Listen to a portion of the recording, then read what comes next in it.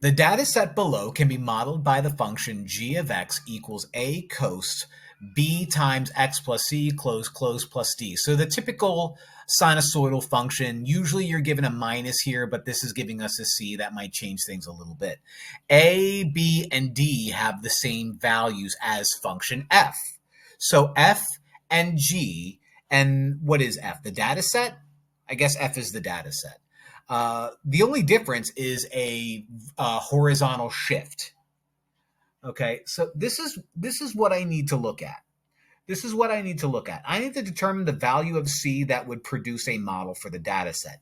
This is cosine. Cosine typically looks like this.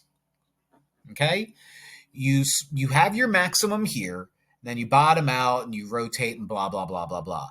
But your maximum starts at 0.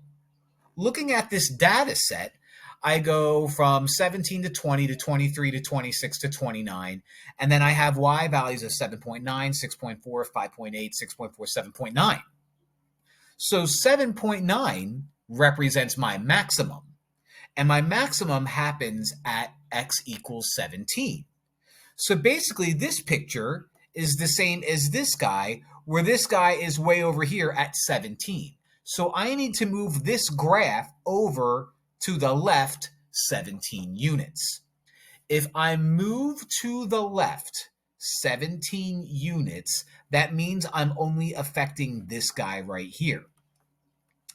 Now, a horizontal shift that is negative appears positive inside the parentheses because it's opposite here. So what's going to happen is my C is going to be positive 17 in order for me to take this guy right here, this data set right here, and match a typical cosine function. Okay, so again, the thing that you need to remember here is that when you move left 17, it stays positive inside the parentheses because inside the x parentheses is opposite land. Crazy.